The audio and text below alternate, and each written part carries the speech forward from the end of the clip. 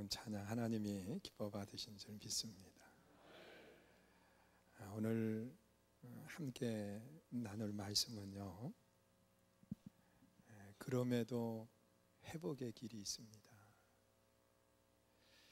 오늘 추석 명절을 앞두고 있지만 조금 어두운 말씀을 우리가 함께 오늘은 나누게 됩니다.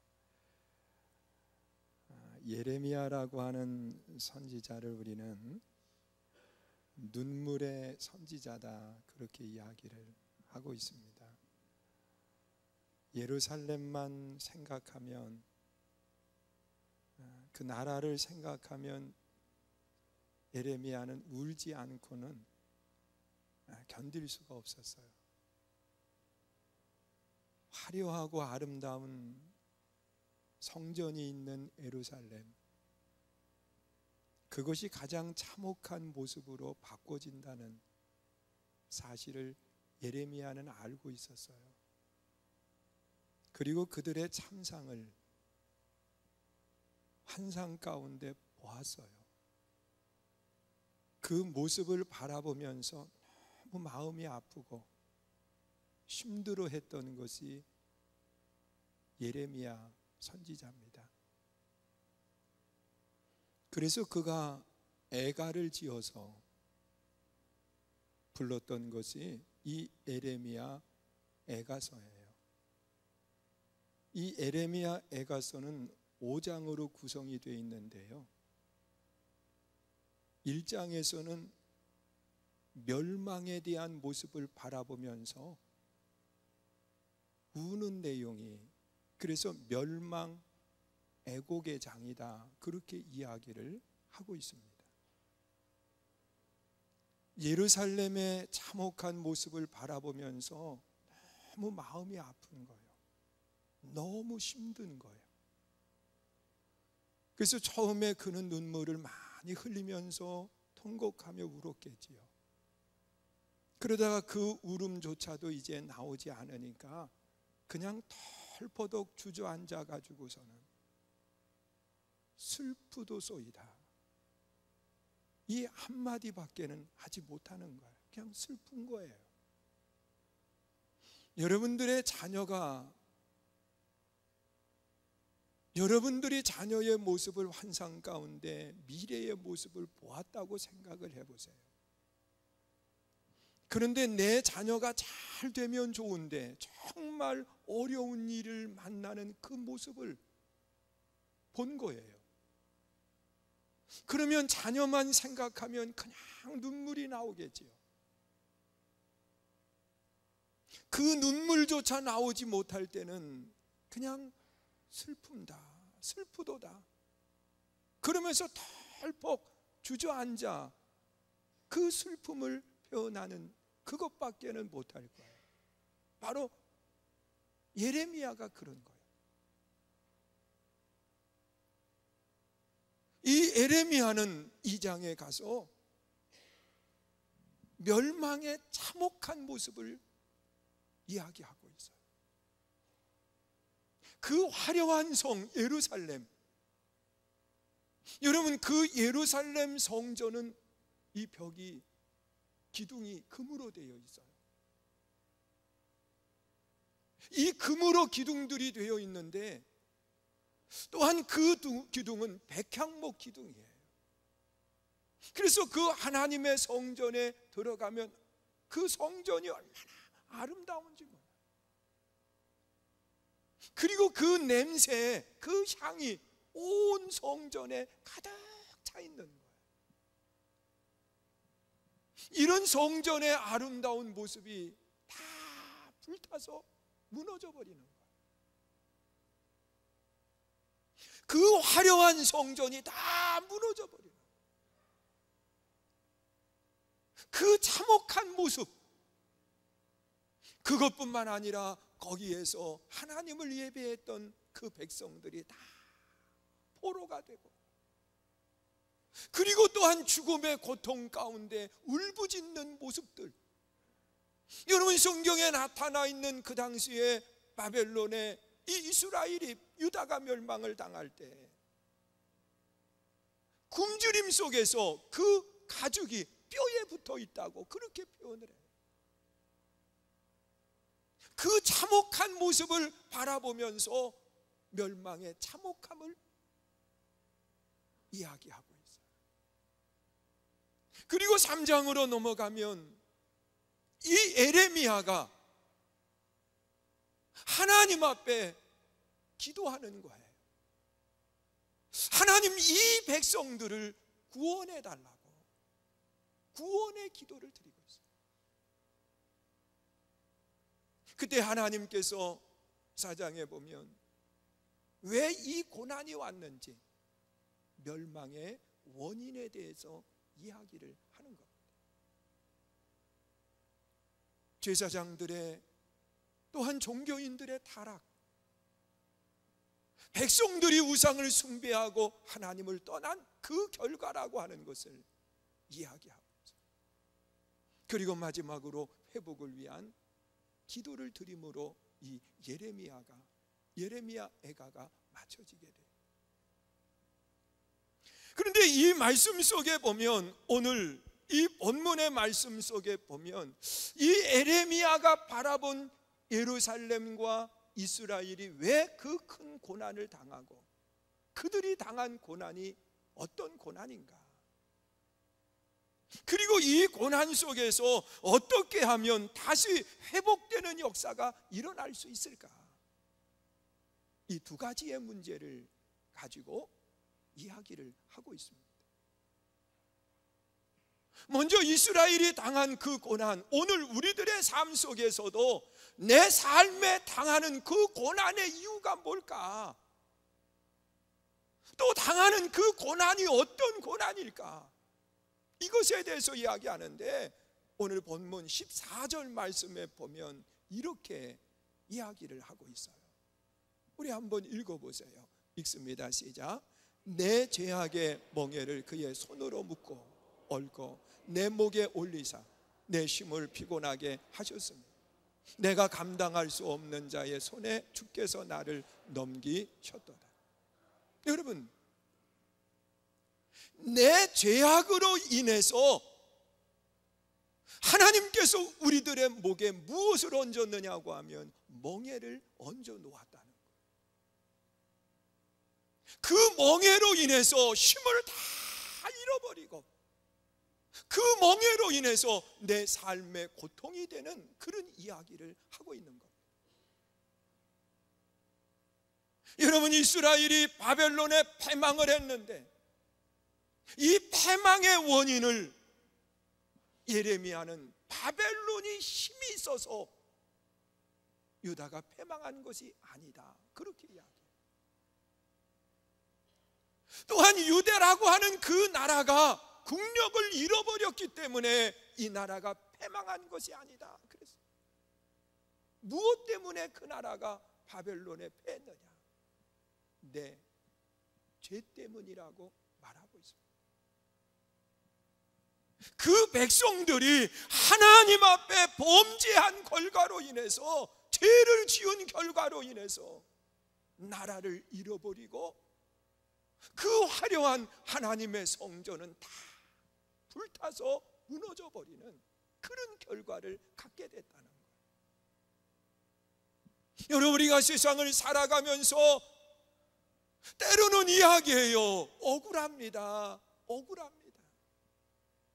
내가 뭔 잘못을 했다고 그러면서 이야기하는데, 여러분, 이스라엘 백성들도 그렇게 이야기했을 거예요. 나라를 잃어버리고 하나님의 성전이 다 불타버렸을 때 하나님 억울합니다. 왜 내 삶에 이러한 어려움과 고난의 문제들을 만나게 하십니까? 그런데 하나님은 뭐라고 이야기하느냐? 내 죄 때문이다. 여러분, 죄라고 하는 것은 사람에게 목에 멍에를 매게 한다고 그렇게 말을 하고 있습니다. 요즘 젊은이들은 멍에가 뭔지 잘 몰라요. 왜냐고 하면 농사를 지어도 다 기계로 짓고 그러기 때문에 멍에가 뭔지 몰라요. 그러나 연세가 있는 어른분들은 멍에라고 하는 것을 다 보았고, 그리고 소에게 멍에를 매게 했던 기억들이 다 있을 겁니다. 저도 시골에서 성장을 했기 때문에 이 멍에를 너무 잘 알아요.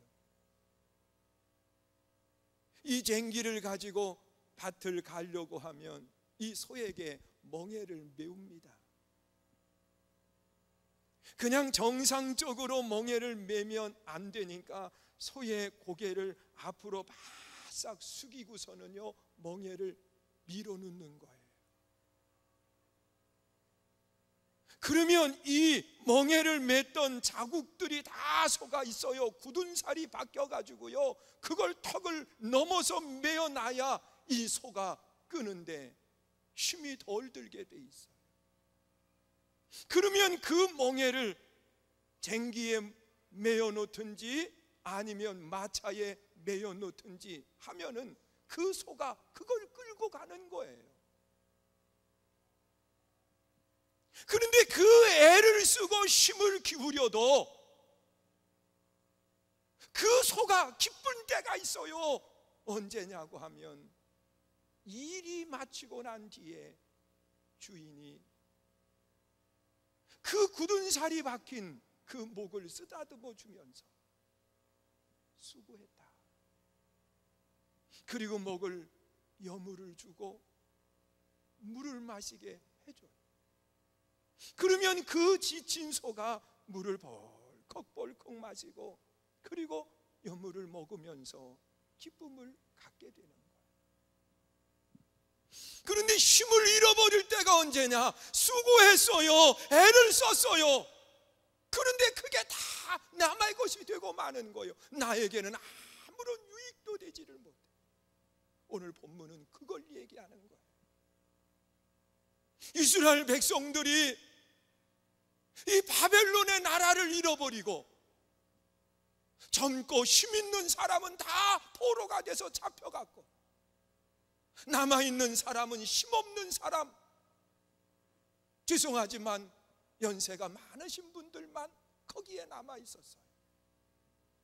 그러나 이분들이 자기의 먹을 것을 위해서 땀을 흘리고 농사를 지으면 곡식이 거둘 때쯤 되면 외세가 침입을 해와가지고서는 다 빼앗아가는 거예요. 여러분, 빼앗기고 난 뒤에 그 땀 흘렸던 그 한탄, 그 고통, 이걸 무엇으로 비교를 할 수 있겠어요? 내가 애를 쓰고 힘을 기울여서 조금 소출을 얻었는데 그걸 다 도적이 와서 빼앗아가 버리는 거예요. 얼마나 허탈해요? 얼마나 힘들어요? 요즘 때로는 방송에 같은 데 이렇게 나오는 거 보면은요, 농사 지어서 이렇게 창고에 들여놓은 거 훔쳐가는 사람들, 제일 나쁜 사람들이에요. 그 땀, 그 눈물, 그걸 한순간에 잃어버리고 나면 얼마나 허탈하고 힘을 잃어버리게 되는데, 바로 이스라엘 모습이 그와 같다는 거예요. 여러분, 오늘도 마찬가지예요. 죄는 내 인생 속에 멍에를 만들어 놓는데 그 멍에를 메고도 힘을 잃어버릴 수밖에 없는 인생으로 전락하고 만다고 그렇게 이야기를 하고 있습니다. 여러분, 성경에 나타나 있는 말씀을 보세요. 창세기 3장에 보면 하나님께서 이 세상을 만드신 뒤에 아담과 하와에게 모든 권한을 위임을 합니다. 정복하고 다스리라는 거예요. 그러면서 하나님께서 한 가지를 금하시는데, 선악과 많은 먹지 말아라. 먹는 날에는 정령 죽으리라 그랬어요. 그런데 어느 날 하와라고 하는 여인이 홀로 에덴 동산을 거닐고 있을 때 사단이 와서 유혹을 하는 거예요. 사람이 죄를 지을 때는 많은 사람이 있을 때 짓지 않아요. 홀로 있을 때 죄가 찾아와요. 그래서 이 하와를 유혹하는데, 하와야, 여기 열매들을 하나님이 먹지 말라고 하시더냐? 그때 하와가 하는 이야기가, 아니다, 하나님이 열매는 임의로 다 먹을 수 있게 있는데 요 한 가지 선악과만은 금하셨다는 거예요. 그러면서 이걸 먹는 날에는 죽을까 하노라, 그렇게 얘기했다는 거예요. 하나님은 분명히 정령 죽으리라고 했는데, 그때 이 사단이 하는 이야기가 먹어라, 네가 그걸 먹으면 너 하나님처럼 될 수 있다. 그 유혹에 넘어가서 선악과를 따먹었는데 먹고 나니까 하나님처럼 되기는커녕 자기의 벗은 것을 알게 되고 두려움이 찾아오는. 그러면 나 혼자 죄짓고 난 뒤에 멈췄어야지요. 그 하와가 누구에게 오느냐? 아담에게 와서 나만 죽을 수 없지? 당신도 나와 함께 먹어야 된다고. 그리고 선악과를 함께 먹은 것. 결국 이 아담 또한 범죄하게 되고, 그 범죄함으로 인해서 그에게 찾아온 것이 행복이 아니라 멍에를 매게 된 거예요. 두려움의 멍에. 여러분, 고통의 멍에를 메고서는 이 아담과 하와가 에덴의 동산에서 쫓겨나게 되고, 그리고 땀을 흘리지만 먹을 양식이 없는 그런 고통의 시간을 갖게 되는 것이 죄의 결과예요. 여러분, 인생은 죄로 인해서 멍에를 매게 돼 있어요. 내 삶이 죄를 지으면 내 인생이 행복할 것 같지만 아니라는 거예요. 그것이 내 삶의 멍에가 돼가지고 내가 수고해서 열매를 거두지만 내 것이 되지를 못해. 예레미야가 이걸 바라보면서 눈물을 흘리는 거예요. 여러분들의 자녀가 그 죄악으로 인해서 수고의 땀을 흘리지만 다 다른 사람의 것이 된다고 생각해 보세요. 그 모습 바라보며 안 우는 부모는 부모도 아니에요. 부모도 아니에요. 예레미야가 그 심정을 가지고 온 거예요. 그리고 또한 예레미야가 바라본 것이 뭐냐? 15절 말씀 또 보세요. 15절 말씀 우리 읽어보세요. 읽습니다. 시작. 주께서 내 영토 안 나의 모든 용사들을 없는 것 같이 여기시고 성회로 모아 내 청년들을 부수시며 처녀 딸 유다를 내 주께서 술틀에 밟으셨다. 여러분, 무슨 이야기입니까? 내 영토. 여러분, 내 영토는 내 삶을 지켜주는 곳이에요. 편안을 얻는 곳이에요. 용사들, 군인들이에요. 그들이 나라를 지켜주는 거예요. 그런데 내 영토 안에 있어도 평안함이 없어요. 행복함이 없어요. 기쁨이 없어요. 여러분들이 쉽게 표현하면 그런 거요. 밖에 나가서 땀을 흘려서 일을 하고 일을 하는데도 불구하고 칭찬만 듣습니까? 사람들이 꼭 얘기할 때는 잘한 거는 하나도 얘기 안 하고 꼭 못한 것만 가지고 얘기를 해요. 그러니까 마음의 상처를 가지고 회사에서 일터에서 어디로 돌아오느냐? 집으로 돌아왔는데 내 영토 안에서는 내가 좀 편안함을 누려야 되잖아요. 내 영토 안에서는 좀 행복을 누려야 되잖아요. 영토 안에 들어왔는데도 불구하고 그냥 욕을 해대고 그리고 핍박을 한다고 생각해 보세요. 평안함이 사라져. 그러니까 사람들이 내 영토 안에 평안함을 누리지 못하니까 내 영토 안에서도 스스로 목숨을 끊는 거예요. 편안함이 없어요. 여러분, 이스라엘 백성들의 모습이 이와 같다는 거예요. 내 영토 안에서는 용사들이 나를 지켜줘야 되는데 내 영토 안에서도 나를 지켜줄 수 있는 용사들이 없어요. 내 편이 아무도 없는 거예요. 그러면 얼마나 힘들겠어요. 저도 그래요. 저도 나름대로 꽤 열심히 하는 사람에 속해요. 여러분이 인정을 안 해도 나는 내가 인정을 해요. 여러분, 한 달치 설교 미리 해가지고서는 여러분들에게 다 나눠드리잖아요. 가져가는 순간부터 쳐다도 안 보는 그 책을 만들잖아요. 10월달 같은 경우는 5주가 있어가지고요 5편 설교를 미리 만들어가지고 여러분에게 배포를 하고, 그리고 이 말씀을 설교를 할 때 강단에서 나오는데 이건 서비스예요. 왜냐하면 읽고 있으면 교인들도 같이 졸아요. 그러니까 앞으로 나오면 조는 분들한테 조금 긴장하라고 자꾸 거기만 쳐다보잖아요. 내가 어제 저녁에도요, 제가 이 9월달 참 바빴어요.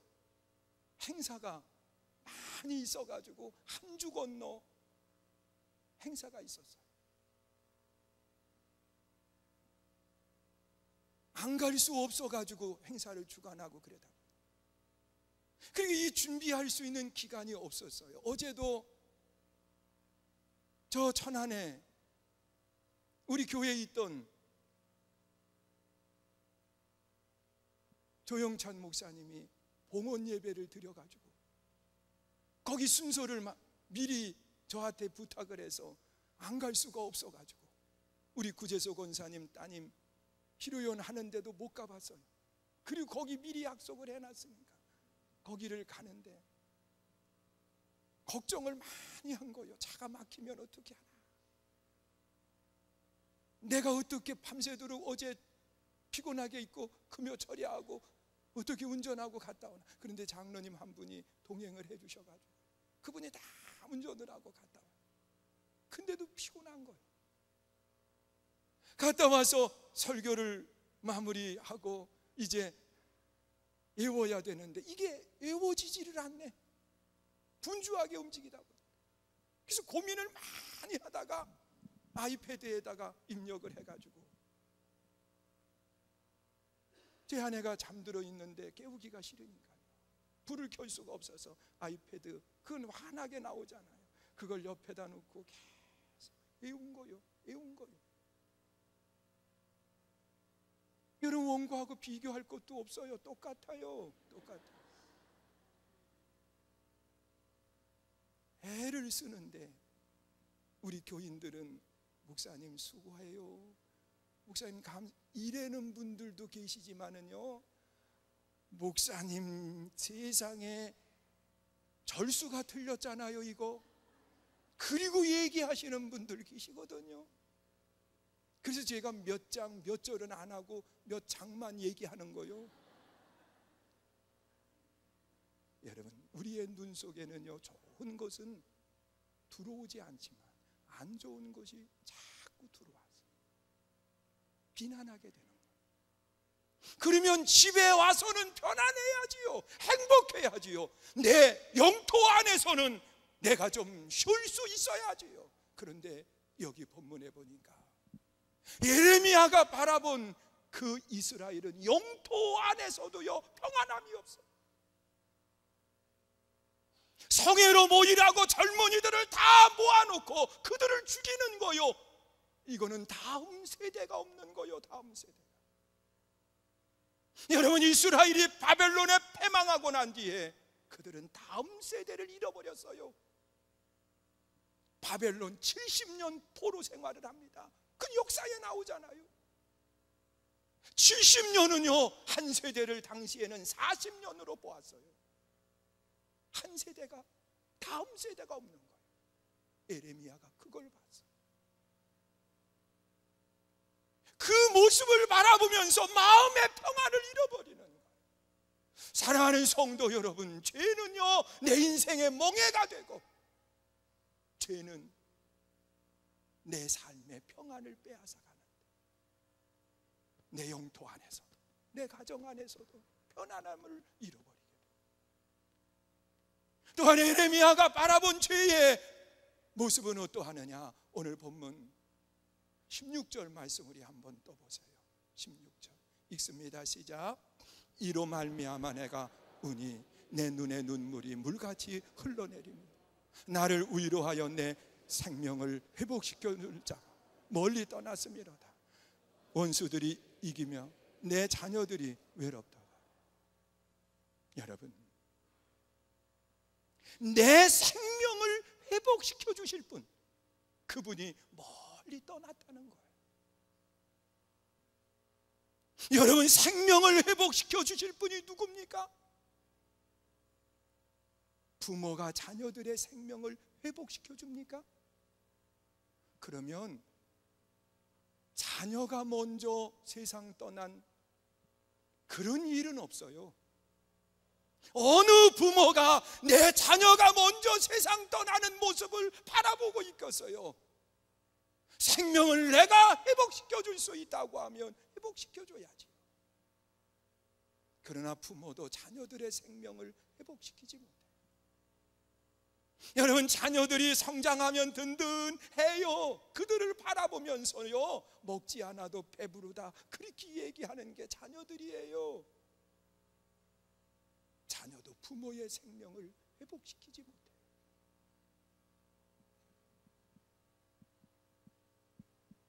여러분, 목사가 성도들의 생명을 회복시킬까요? 못해요. 저도요 병원에 신방을 가면, 중환자실 그런 데 가면은요 그 신음하는 성도들의 모습을 봐요. 그 안타까운 모습 속에서요 어떻게 할 방법이 없는 거예요.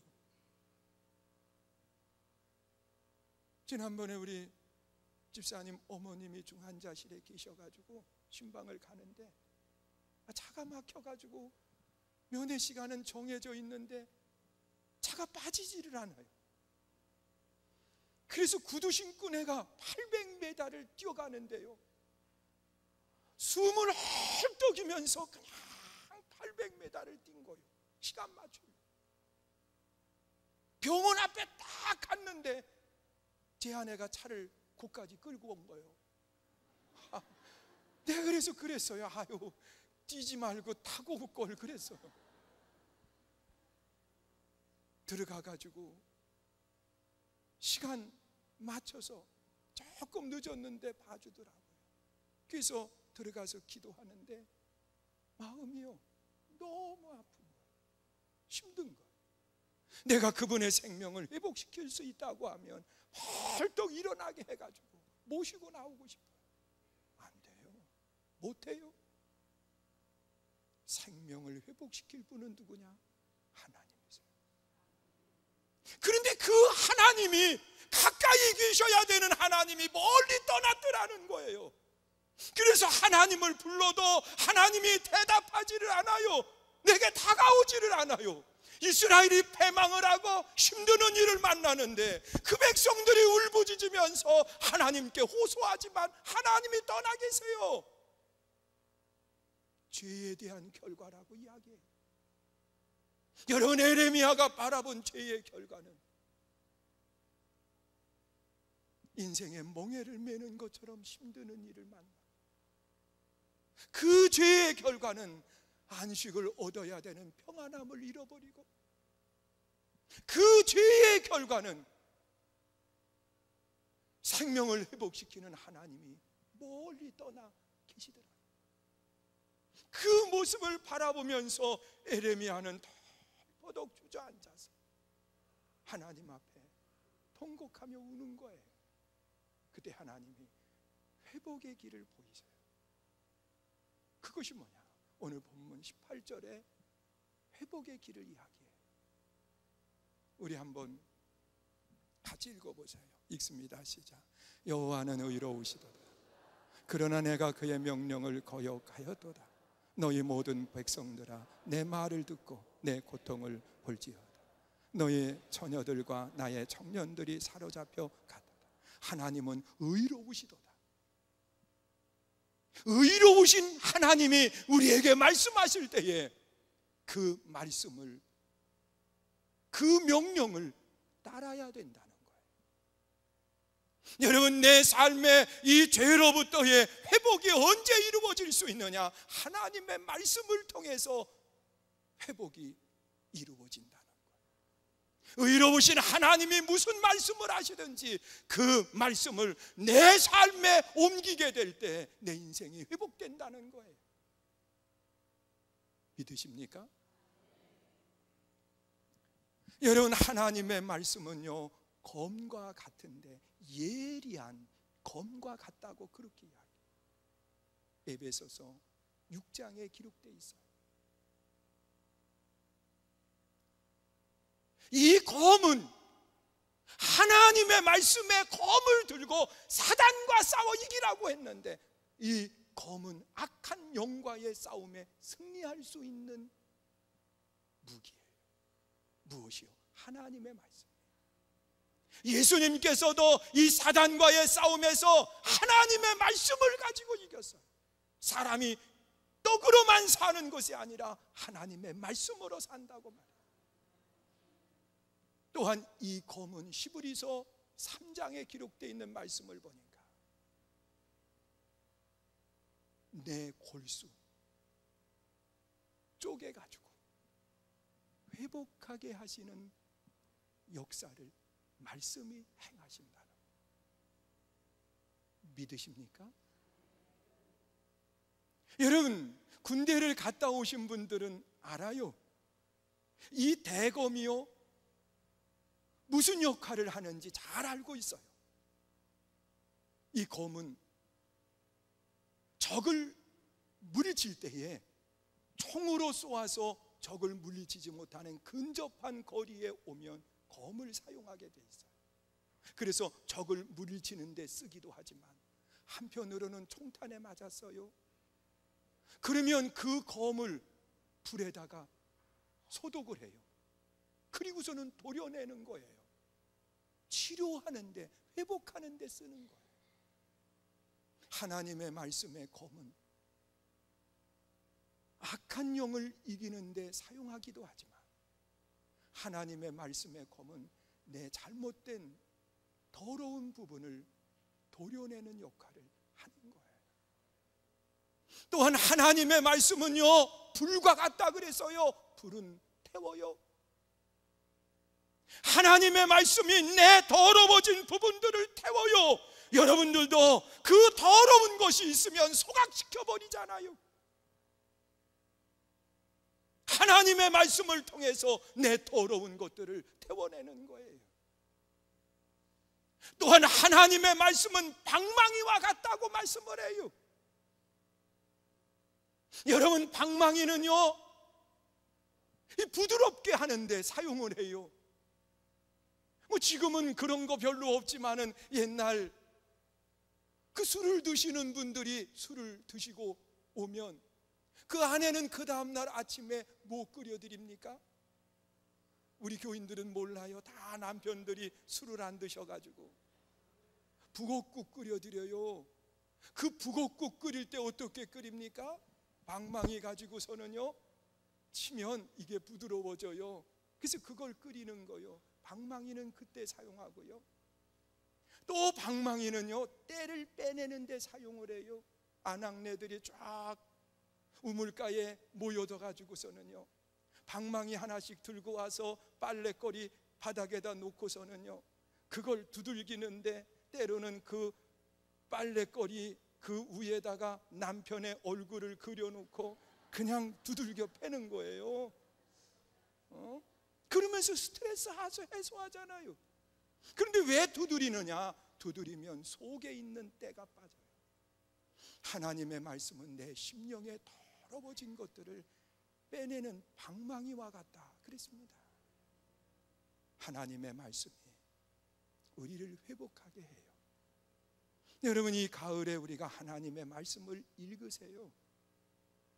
하나님의 말씀을 들으세요. 하나님의 말씀을 묵상해요. 그리고 그 말씀을 행할 때 내 인생에 복이 되는 역사가 일어나는 거예요.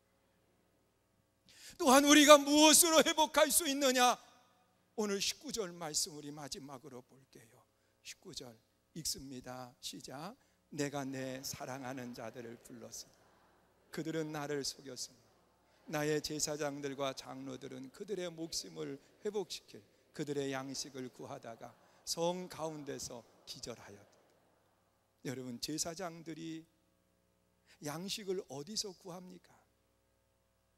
백성들이 하나님 앞에 제사를 드리러 제물을 가지고 오면 하나님 앞에 제물을 드리고 그걸 양식으로 삼는 거예요. 내장은 태워서 드리고요. 그런데 이 제사를 드리러 올 백성들이 오지 않고 우상 숭배로 다 가니까 제사장들이 굶어 죽게 생겼어요. 그래서 양식을 구하러 세상으로 나가다가 기절을 하는 거예요. 백성들이 제사를 드리러 성전에 그래도 오는 사람은 오겠지요. 와서 보니까 제사장이 없어요. 제물을 또 못 드려요. 악순환이 이루어지는 거예요. 오늘날로 이야기하면 예배를 말해요. 죄송한 이야기지만 우리 지방에서도요, 그 목사님들 가운데에 그 생활이 어려워가지고 대리운전 하시러 나가시는 그런 분들도 계세요.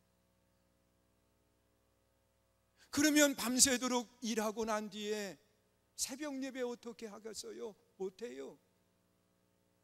토요일도 늦게까지 하고 하나님의 말씀을 준비를 안 했으니까 전하기 어려운 거예요. 그러니까 점점 있던 교인들도 떠나가게 되는 거예요. 여러분, 하나님 앞에 드려져야 될 제물이 없을 때 제사장들은 일터로 나가고 예배가 무너지는 거예요. 예배가 무너졌기 때문에 고난이 찾아오는 거예요. 여러분, 우리가 신앙생활을 하면서 내 삶이 회복되려고 하면 무너진 예배를 회복시켜야 돼요. 여러분, 주일날 하나님 앞에 온전함으로 예배할 수 있어야 되고 주일 오후 예배 더 은혜가 돼요. 무너졌으면 회복시켜야 돼요. 새벽에 드려지는 예배가 무너졌으면 회복해야 돼요. 여러분, 예배를 담당하시는 분들은 반드시 새벽에 기도해야 돼요. 우리 찬양대도요, 예배를 담당하시는 분들이에요. 그래서 가운을 입는 거요. 새벽에 일주일에 한 번은 나와야지요. 예배를 위해서. 우리 대표 기도하시는 분들도 다 예배의 위원들이에요. 일주일에 한 번은 나와서 예배를 놓고 기도해야지요. 믿으십니까? 예배가 살면 멍해가 떠나. 예배가 살면 평안이 찾아와. 예배가 살면 생명을 회복시키는 하나님이 내게 다가오세요. 사랑하는 성도 여러분, 회복은 말씀에 있고 회복은 예배에 있어요. 회복하심으로 하나님의 약속된 은혜가 임할 수 있기를 축원합니다. 우리 함께 찬양하고요, 통성으로 기도하는데 오늘 하나님의 말씀을 생각하면서 하나님 내 삶에 회복의 역사가 있게 해주세요. 우리 함께 찬양하고 기도합니다. 오늘 예배 시간이 조금 설교가 길어져서 죄송해요. 짧게 하려고 했는데 안 됐네요. 우리 함께 찬양하고 내가 주인 삼고